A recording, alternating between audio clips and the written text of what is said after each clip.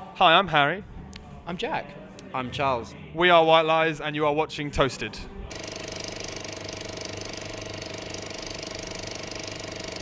Welcome to the Hoxton Grill. Bar and kitchen, yeah. In fact, welcome you to Hoxton Bar and Kitchen. We've been here many times. Yeah. This is welcome back. Because this is the first gig you ever played here, right? This is the first place we ever played a White Lies show about 5.5 years ago now. And this is a sort of anniversary, as well as launching our new record. It's for an anniversary sort of thing for all those years ago. It must be weird to come back where you started, right? It's, yeah. All that happened. I mean, it's very weird, but it doesn't feel that strange to me to be playing a small show because a lot of the people coming tonight especially out of the 3 nights, are our friends and family. So it feels like we're sort of celebrating the new album coming out, and it feels very natural to me, actually. don't you recall back in the time when you came here first that you were the starting band, nobody knew who you were probably nervous. I mean, I read you rehearsed for 2 months in order to play this gig, right? Yeah, we were rehearsing in the dark for a few hours every day. I remember we switched all the lights off and we're like, okay, well if we can play it without being able to see, then we're probably doing okay. I definitely am remembering the feeling of that evening being here now, thinking about playing again. But I guess tonight is just a celebration of everything that's been achieved between that first show and now. 5 years have gone by, and there's been some amazing high points, and in some ways it's almost just like coming back and remembering all that by doing this kind of commemorative show again. Could you actually imagine what happened when you first played here and now all the things that you experienced? It's very hard to remember, actually, because we were so terrified. Did you expect that stuff? I mean, playing David Letterman, playing all the big festivals, selling so many records, selling so many tickets. I don't think you can ever guess what's going to happen next. I feel like we're very lucky, and I feel like we've always been in the right place at the right time, including at this first show. I mean, when we played here for the first time, we had like half the music industry in the UK down at this show. So, I just there's not a day that goes past where I don't feel like we're really fortunate to be doing this job. It's probably the best job in the world. Hey, you played a small gig in Manchester before, and 400 capacity or something, and it sold out in 2 minutes, and 35,000 people wanted to come by, right?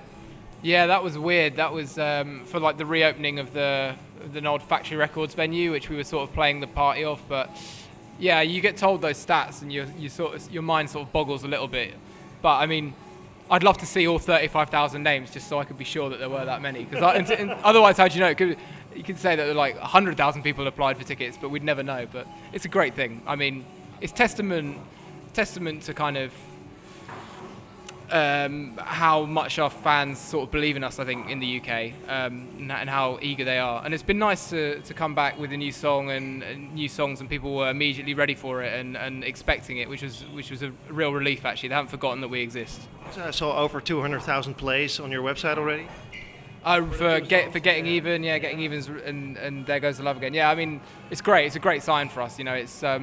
It's so early in the story of this album at the moment. This is like, I would count this as like the first proper night of playing this record. So we'll see how it goes tonight. But I think it's going to be a lot of fun, this tour. Hey, you've got a book. You opened it. You looked at it. What is it actually?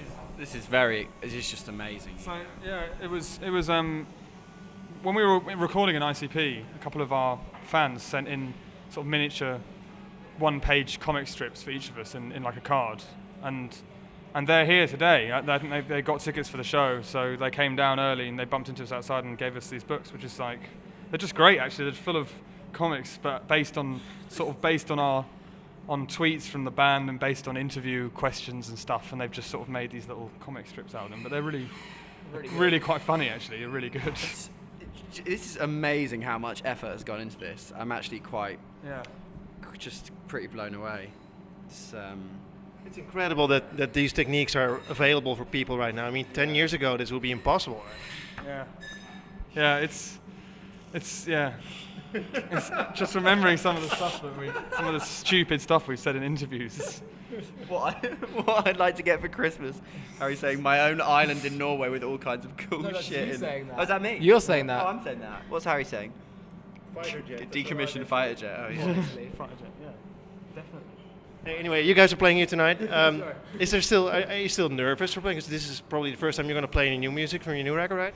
I'm not actually nervous for this show, and actually generally on this album, I feel like I'm less nervous playing live because I've sort of formed a philosophy recently that it's quite nice when you're watching a band play and they make a mistake here and there. Sure, yeah. Yeah, because I think it makes it real, and it's sort of, I find it quite endearing. Yeah, we used to stress out about that, like the next level, and the show wasn't good unless it was kind of utter perfection. So it's quite nice to relax a little bit. The new live show is a lot more stripped back, so it's a lot easier for us to kind of throw some energy into the performance. I was of course looking at all the interviews as well when I prepared for the interview, and of course you get a lot of questions about being compared with Echo and the Bunnymen and Joy Division, and one of you guys said, well, I think we're way more uplifting and funny and we have a lot more humor. And then the next thing I saw was a video clip online of, I think maybe 30,000 girls singing along "Let's All Die" at the same time. Yeah. That's really funny though, isn't it? Yeah, exactly. I think that's the best thing ever. There's definitely like, It'd be more funny if like a massive bomb had dropped on that site and killed all of us. Would that have been more funny? Would that have actually? Because then we would have actually died at the same time. Oh yeah, we would have. Well done. But then of course you have a new album out. What I listened with only two songs, it's like more organs, broader production. How could I call this? I don't think it's. I think on this record the songwriting is taken a step forward. Actually, I think the production's. It's not taking a step back, but it's taken. I suppose we've taken a step back from it and tried to make it a little bit more simple and not get so involved in worrying about every tiny little bit of it. And I don't know, making it a little bit more raw and human. I think that's something that we've definitely tried to go for on the sound of this record. Organs is a weird one. I don't know where you hear organs in it. Synthesizers, certainly, but Ed Buller, the producer, absolutely. I really love organs, but Ed Buller absolutely hates organs. He never lets us put organs on anything. Anyone that was like listening to music actively through the 70s, I think they won't let you use organs.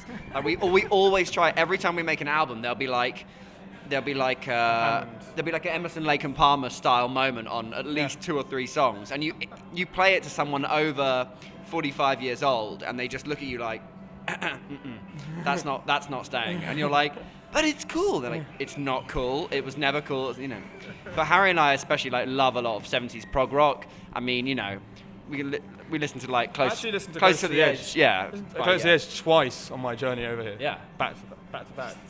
It's the best. And the organ moments in that song are. How far does it go? I mean, do you guys listen to Rush as well? Yeah.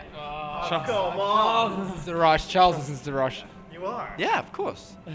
Listen to Rush, Camel.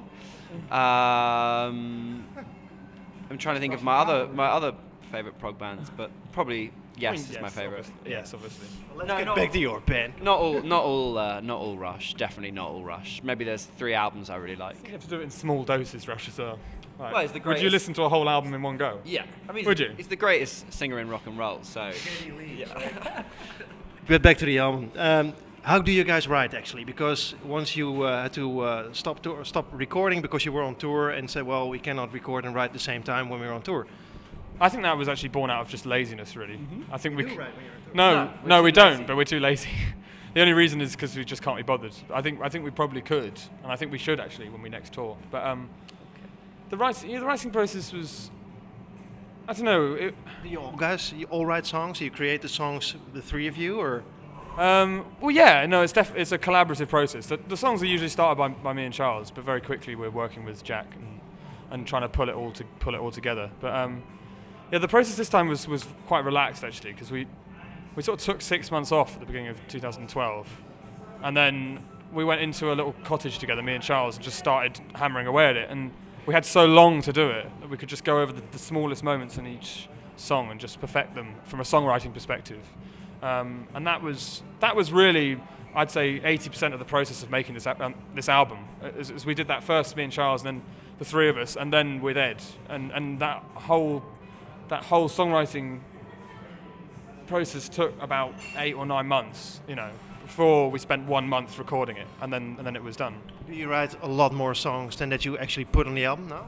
We actually had 3 songs less than we needed before we went into the studio. So we still had 3 to finish when we went into the studio. But that's always going to be the case with us. I mean, we actually had a whole load of stuff like, we had all this banter flying around where we're trying to call up the label and go, hey, is it all right? Maybe if we just do a 9-track album. And they go, do you know, actually it's not because it's in your contract. You actually have to provide us with 10 tracks. Yeah. So we're like, okay. It's literally in like Song. it's literally in the last day of being in the studio. Yeah. We were like, okay, we need to record this. So is it hard for you to write songs?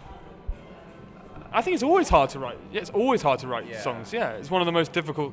I mean, if you care about it, like as much as we do, and as much as all of our favorite bands do, like it's really hard. Yeah, it's like months and months of work and focusing on the tiniest details. It's always going to get harder because the more songs that exist, the harder it gets to keep yours relevant, consistent, inspiring, interesting, and enjoyable. Like, I think that your songwriting is way better than most of your peers. I think you get lumped in with the Coldplay and the editors and Muse even. And I must say, and I am a critic, that your songwriting is, as far as I'm concerned, way better. Well, thank you very much. That's a nice compliment. Yeah. Now we could just be as big as Coldplay and Muse and editors. What's the biggest show that you played until now, just for yourself? It'd be Wembley Arena, I think. or Werchter. I mean, that's not. I mean, we're talking about a show. Yeah. If it's our own show, we played Wembley Arena, not Stadium. It's a very different thing. At Wembley Arena, and we played to maybe, I don't know. It wasn't filled at 8 or 9,000 people, and it was good. And then the next biggest ones are actually in the Netherlands and in Belgium. We played arenas there. We played the Heineken Music Hall, and we played Lotto Arena in Antwerp, and they were both very big shows for us. The artwork of the album is done by an American artist, right? A guy from New York? A guy called Michael Kagan, from New York. It is, yeah. Modern pop art, or how should I describe it? It's I don't know. It's just a great image. I think. I don't know how I'd describe it really. It's part of a selection of paintings that all follow that same theme. And in fact, as the singles of this album emerge, you'll see more of the paintings. But I think the reason we chose it is because of a really striking image, and it's quite vibrant, and but at the same time I think it has that slightly dark edge to it, because it's the guy in the painting looks really almost nervous. Something's about to go wrong or something, you know. Yeah, and I think it just immediately caught our attention. Just thought that's a really great image, you know. So yeah. Hey, the album will be out in Holland first. Yeah, it will. Lucky you. First, yeah. I like knowing that. I think that's good. Yeah. It's good. Yeah, this is weird, right? I mean, No, it's cool. It's nice. That's just the way it works. And It's just, honestly, Holland and the Netherlands is one of our favourite places. Yeah, and one of the best places for White Lies support and the many fans we have there. I mean, it's second home to us, really. Yeah. We're just as big in the Netherlands as we are in the UK, so it's really nice to feel that, you know. I saw a couple of really weird covers that you guys did that I didn't expect. Kanye West. Yeah. That was a long time ago. It's a long time ago. We did that for a program on the BBC Radio 1, which is it's a program called Live Lounge, whereby you have to cover a song in the top 40 charts, and that Kanye song was just by far the best song we thought in the top 40. Yeah. There was nothing in There was nothing else. And it was fun actually, because it's so different to a White Lies track. So I think we sort of made it our own. I don't know if Kanye's heard it, or if Kanye's maybe watching this interview. You're still alive, so. Hi, Kanye. I'm pretty sure Kanye spends a lot of time watching White Lies Dutch White Lies interviews. Yeah. I think he spends a lot of time watching himself, but it's a different story. And then, of course, you did a great cover of Prince on Dutch radio. Fantastic. We did. We've been playing that all over the shop actually. People keep asking us to play it, so. Yeah, I'm annoyed we're not playing it tonight. I was thinking when we did it today for a session for Radio 1, and I was thinking we should be playing this tonight. But unfortunately, there's a little bit of extra equipment needed. We could do it. We could do it tomorrow night. Not tonight. Not tonight, but we could do it in one of the 3 nights. So Harry's just confirmed we're doing it tonight. Doing it tonight. Yeah. I'm looking forward to the show. Thank you guys so much for your time, and hope to see you back in Holland soon. Thank you very much. Thank you. Nice to talk to you. Thank you very much.